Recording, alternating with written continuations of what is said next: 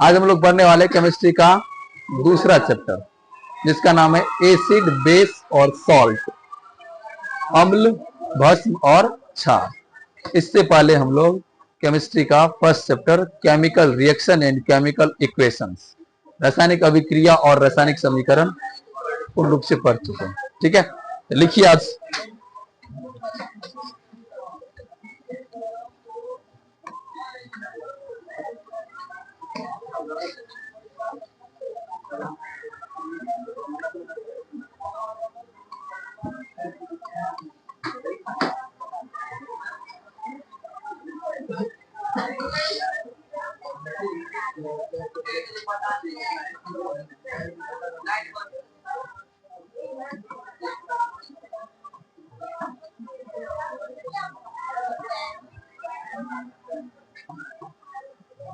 Acid, base and salt.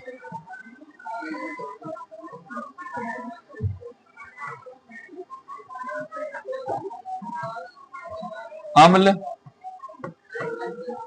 भस्म एवं लवण। दूसरा चैप्टर आपका है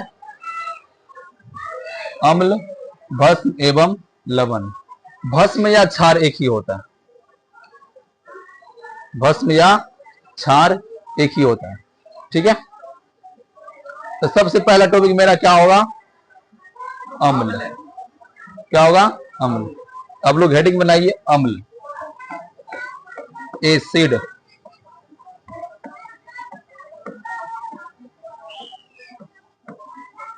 अब ध्यान समझिए। अम्ल को हम लोग इंग्लिश में क्या कहते हैं? एसिड कहते हैं। आप लोग सुने ना, एसिड कहाँ रहता है? एसिड कहाँ रहता है? हमारे अमाशय में रहता है। कौन सा एसिड? HCl एसिड रहता है ना। और जितने भी सेल बैटरी होते हैं उन सभी में भी एसिड होता है, जिसको हम लोग अपने भाषा में कहते हैं तेजाब। क्या कहते हैं? तेजाब। कभी कभी देखे आप लोग फिल्म सिनेमा में, क्या करता है? तेजाब से अटैक करता है किसी के ऊपर, उसका फेस पूरा जल जाता है। सुने ना, एसिड अटैक। हाँ, इसका मतलब एसिड क्या है? बहुत सारा खतरनाक पदार्थ। ठीक है, लेकिन ये टेस्ट में कैसा होता है? खट्टा होता है। स्वाद में कैसा होता है? खट्टा। और एसिड जो है ना, ये लैटिन वर्ड से लिया गया, एसिडस। एसिड क्या है? एक लैटिन वर्ड से लिया गया है। एसिड जो आपका शब्द है, ये किससे लिया गया है? अरे यार, लैटिन वर्ड एसिडस। एसिडस ये कौन सा वर्ड है? लैटिन शब्द है। ठीक है, और एसिडस का मतलब होता है सौर। सौर मतलब क्या होता है? खट्टा। क्या होता है? बात क्या कर रहा है? एसिड शब्द लैटिन भाषा के एसिडस शब्द से लिया गया है, जिसका मीनिंग, जिसका अर्थ क्या होता है? सौर या खट्टा।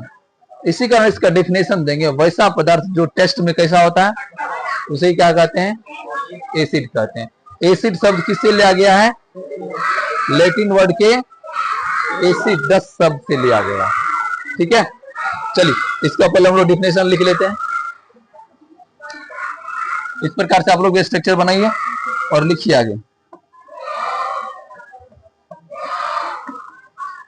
एसिड शब्द की उत्पत्ति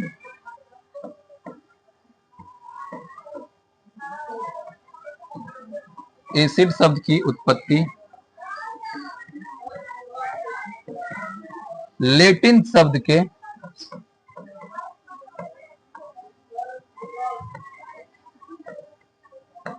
एसिडस से हुआ है।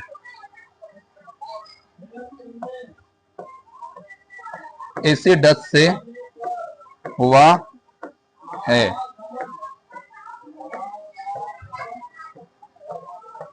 जिसका अर्थ क्या होता है? जिसका अर्थ सौर,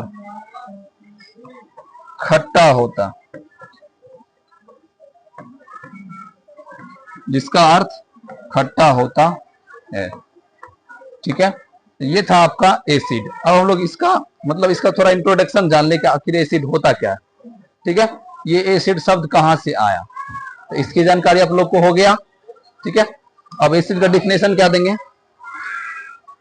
डिफिनेशन,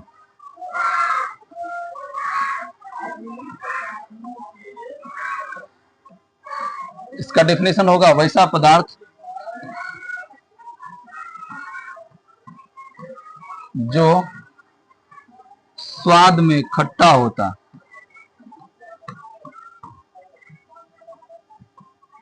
जो स्वाद में खट्टा होता है उसे क्या कहते हैं?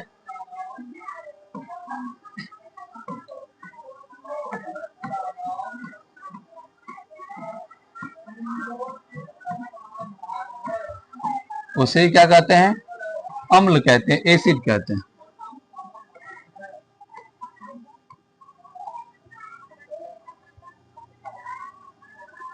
हो गया।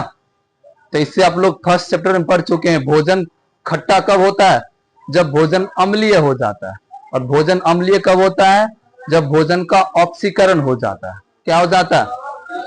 तो ऑक्सीकरण होने के बाद हमारा भोजन क्या होता है? टेस्टलेस हो जाता है, अर्थात वो खट्टा लगने लगता है। तो खट्टा क्यों लगने लगता है? क्योंकि उसमें अम्ल की मात्रा बढ़ जाती है, अर्थात भोजन अम्लीय हो जाता है। समझ में आया? दही क्यों खट्टा लगता है? क्योंकि वो अम्ल पदार्थ उसके अंदर ऑलरेडी है। क्या है? हाँ, अम्लीय पदार्थ है। कौन सा अम्ल है? लैक्टिक अम्ल है। कौन सा अम्ल है? दूध के अंदर भी लैक्टिक अम्ल है, लेकिन ज्यादा मात्रा में। लेकिन जब हम लोग दूध से दही जमाते हैं, तो जब दही 1 या 2 दिन का होता है, या मतलब 1 दिन का होता है, ताजा दही होता है, वह कम खट्टा लगता है। लेकिन जब 3 से 4 दिन हो जाता है तो वो क्या होता है? ज्यादा खट्टा लगता है, अर्थात उसके अंदर लैक्टिक अम्ल की मात्रा क्या होता है? इसी कारण दही खट्टा लगने लगता है और उसका खट्टापन दिनों दिन बढ़ते ही जाता है, अर्थात उसमें क्या है? अम्ल है। कौन सा अम्ल है? लैक्टिक अम्ल। तो जो भी अम्ल हो, दुनिया की कोई भी अम्ल क्या होता है? स्वाद में कैसा होता है? खट्टा होता है। कैसा होता है? तो जो स्वाद में खट्टा होता है उसे क्या कहते हैं? अम्ल कहते हैं। ठीक है, लिख लीजिए बहुत सारे अम्ल का नाम।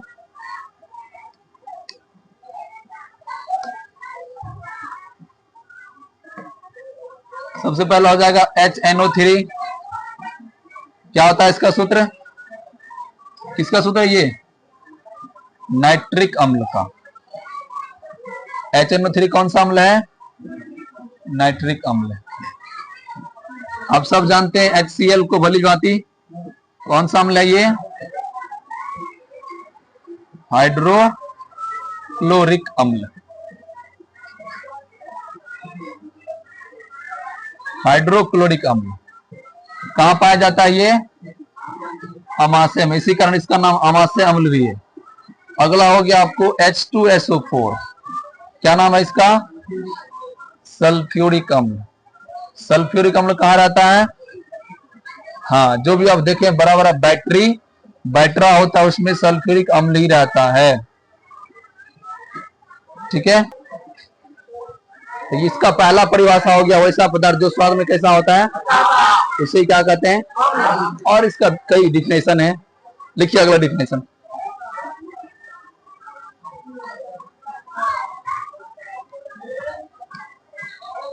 वैसा पदार्थ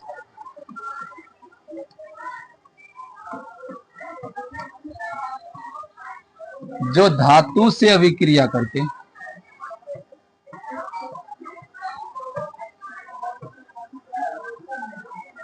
वैसा पदार्थ जो धातु से अभिक्रिया करके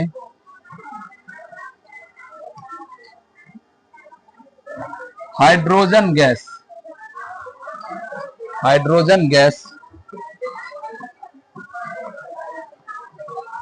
मुक्त करता है।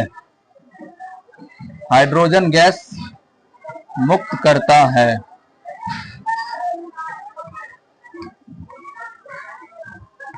उसे क्या कहते हैं? उसे क्या कहते हैं? अम्ल कहते हैं।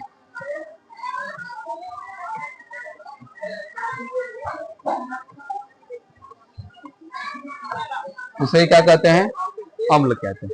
ठीक है, जैसे देख लीजिए, कोई एक धातु का नाम बताइए। सोडियम धातु है कि नहीं है? है। इसका अभिक्रिया करा देते हैं HCl। किससे? HCl कौन सा अम्ल आपको पता है?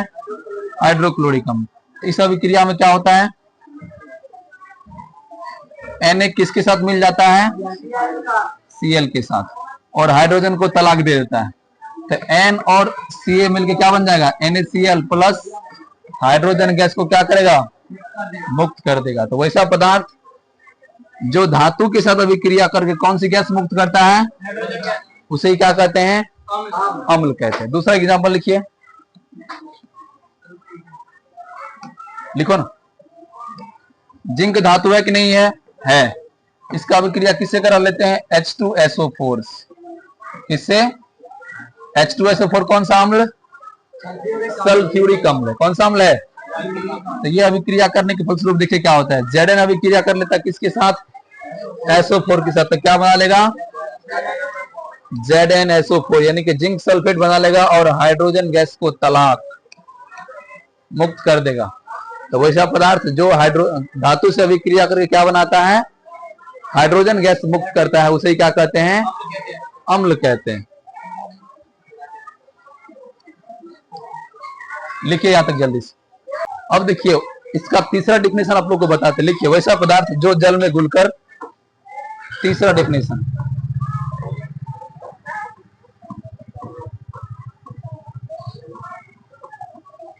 वैसा पदार्थ जो जल में घुलकर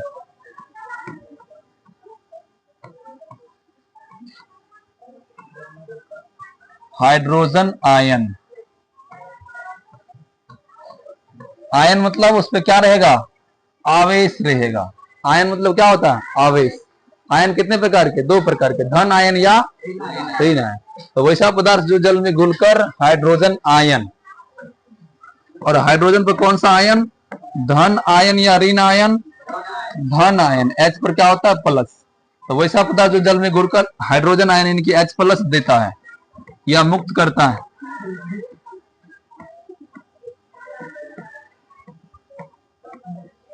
उसे क्या कहते हैं? उसे क्या कहते हैं? अम्ल कहते हैं।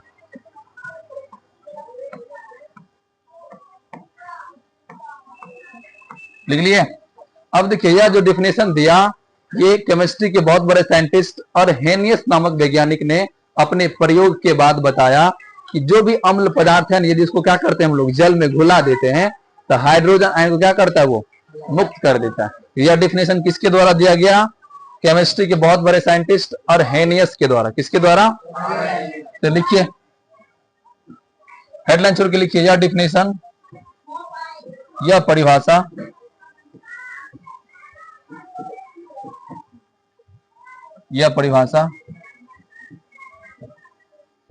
अर्हेनियस के द्वारा दिया गया। अर्हेनियस के द्वारा दिया गया। यह डिफिनेशन किसके द्वारा दिया गया? देखिए इसका एग्जांपल देखिए, कोई एक अम्ल का नाम बोलिए। सबसे सिंपल है, कौन सा अम्ल? हाइड्रोक्लोरिक अम्ल। इसको क्या करते हैं हम लोग? जल में घोलते हैं, जल में डिसॉल्व करते हैं। जल का सूत्र क्या होता है? यह क्या होता है? हाइड्रोजन आयन प्लस और क्लोरीन आयन माइनस। इस प्रकार से मुक्त होता है। समझ में आया सबको?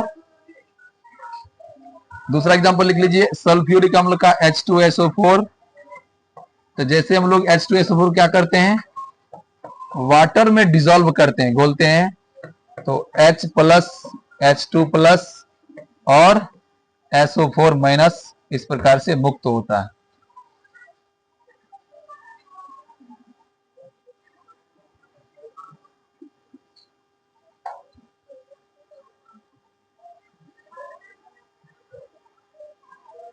SO4 पर 2 माइनस देना और इधर भी 2 प्लस देना। कितना हाइड्रोजन है? कितना हाइड्रोजन है? 2 प्लस आयन होगा। और सल्फर का बैलेंस ही -2 होता है, इसमें भी कितना होगा? -2। तो समझ गए सभी लोग? अब हेडिंग बनाइए।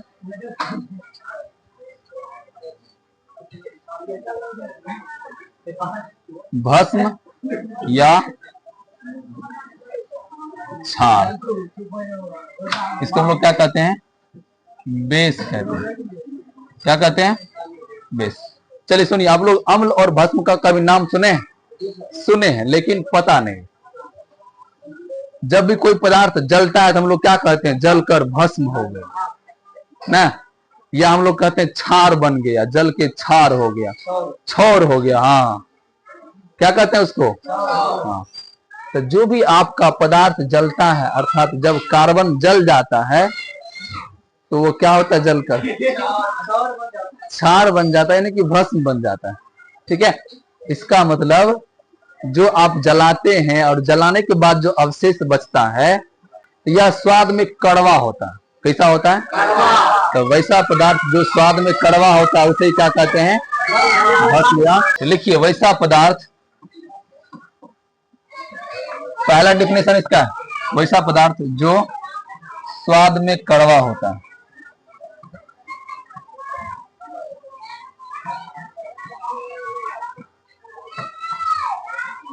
वैसा पदार्थ जो स्वाद में कड़वा होता,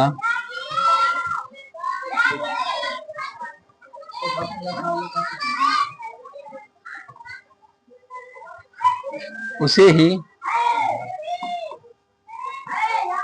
भस्म या क्षार कहते हैं।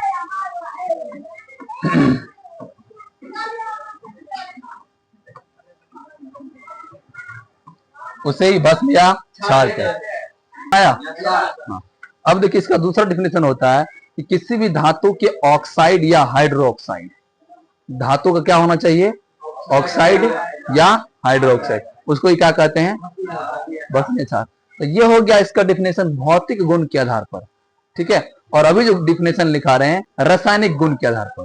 ठीक है, इसका दूसरा डिफिनेशन लिखिए।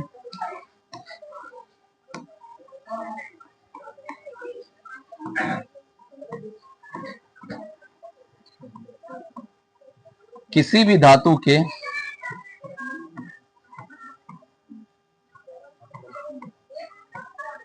धातु के ऑक्साइड या हाइड्रोक्साइड, किसी भी धातु के ऑक्साइड या हाइड्रोक्साइड को क्या कहते हैं?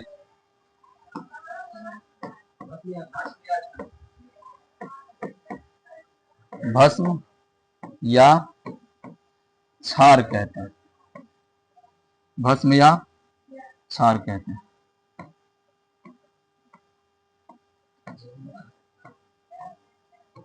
हो गया? चलिए समझिए, आप मान के चलिए कोई धातु है, साथ साथ क्यों लिखता, हम भी तो पेन से लिखते हैं ना। कोई धातु है और उसका ऑक्साइड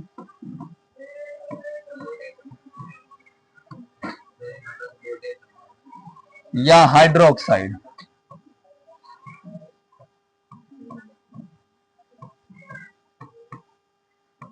धातु का क्या होना चाहिए? ऑक्साइड या हाइड्रोक्साइड। तो सपोज दैट मान के चलिए सोडियम क्या है? धातु है। सोडियम क्या है? सब लोग जानते हैं सोडियम क्या है? धातु। तो सोडियम का ऑक्साइड क्या होगा? NaO। क्या होगा? NaO। इसका मतलब ये क्या हो गया? Sodium oxide. क्या हो गया? हाइड्रोक्साइड क्या होगा? NaOH। Very good. ये क्या हो गया? Sodium hydroxide. इसका मतलब सोडियम ऑक्साइड भी क्या है? भस्म या क्षार है, या सोडियम हाइड्रोक्साइड भी क्या है? भस्म या क्षार है। समझ में आया? और भी कोई धातु ले लेते हैं, कैल्शियम। कैल्शियम क्या है? धातु है। तो CaO क्या हो जाएगा? Calcium oxide. कैल्शियम हाइड्रोक्साइड क्या होगा? CaOH का होल 2, क्योंकि कैल्शियम का वैलेंसी 2 होता है। ठीक है, और भी कोई धातु ले लीजिए, Mg। मैग्नीशियम क्या है? धातु है, इसका ऑक्साइड क्या हो जाएगा? MgO। मैग्नीशियम ऑक्साइड, इसका हाइड्रोक्साइड क्या हो जाएगा? MgOH का होल 2, क्योंकि मैग्नीशियम का भी परमाणु संख्या वैलेंसी कितना होता है? 2 होता है। चलिए, पोटेशियम क्या है? धातु है, इसका ऑक्साइड क्या होगा, KO, पोटेशियम ऑक्साइड। और इसका हाइड्रोक्साइड क्या हो जाएगा, KOH स्क्वायर में। ठीक है, तो इसका सबका नाम लिख रहे हैं आप लोग, सबके नीचे नाम भी लिखिएगा, जगह छोड़िए एक लाइन।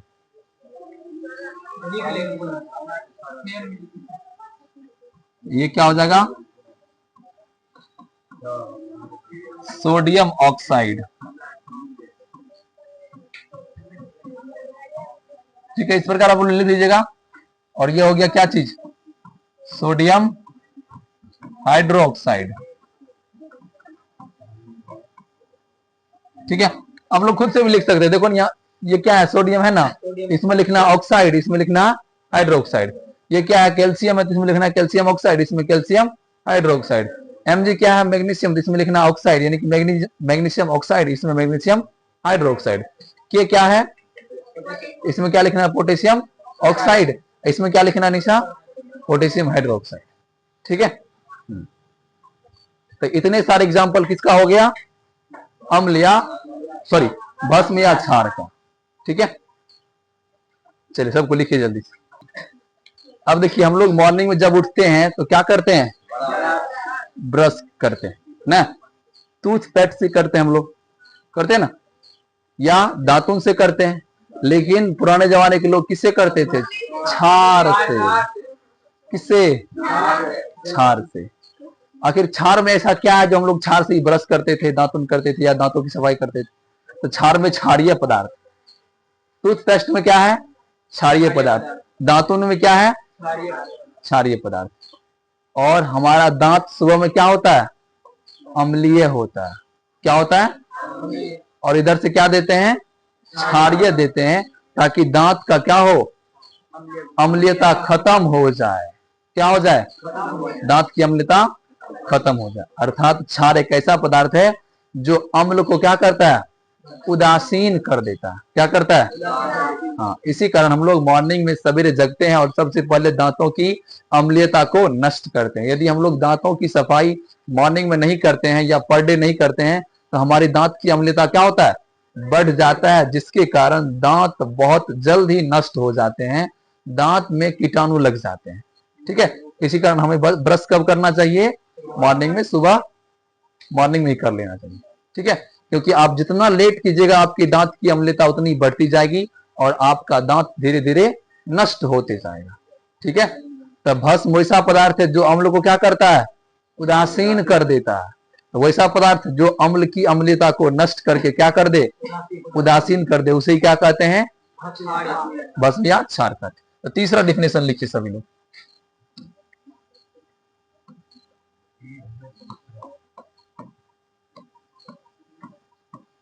वैसा पदार्थ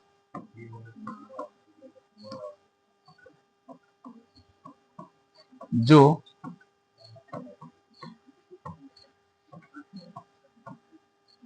अम्ल को क्या करता है, उदासीन कर देता है।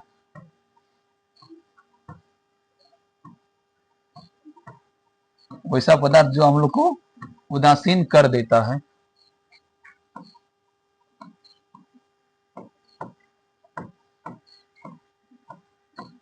उसे क्या कहते हैं, भस्म या क्षार कहते हैं। भस्म या क्षार कहते हैं।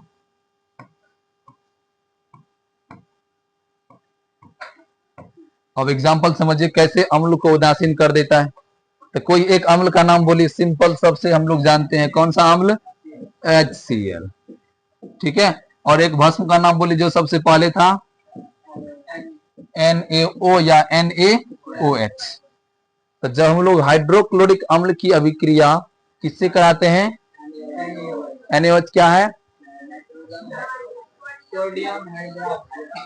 दिमाग में कुत्ता काट लिया, सोडियम हाइड्रोक्साइड है। और सोडियम हाइड्रोक्साइड क्या है, अम्ल, भस्म या क्षार, भस्म या क्षार।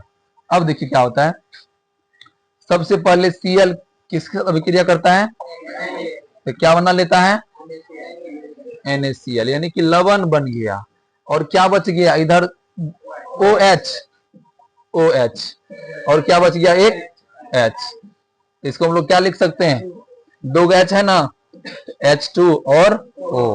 तो बताइए अम्ल को उदासीन करके क्या बना दिया, NaCl अर्थात लवण बना दिया, लवण और जल बना दिया। तो ये क्षमता किसके अंदर होता है, एक भस्म या क्षार के अंदर होता है, जो कितनों भी कठोर अम्ल को क्या करता है, उदासीन कर देता, उदासीन करके लवण का निर्माण कर देता है। समझ में आ गया। तो ये था आपका अम्ल का 3 डिफिनेशन और भस्म या क्षार का 3 प्रकार से डिफिनेशन। सभी लोग याद कर लेंगे, ठीक है, लिखिए।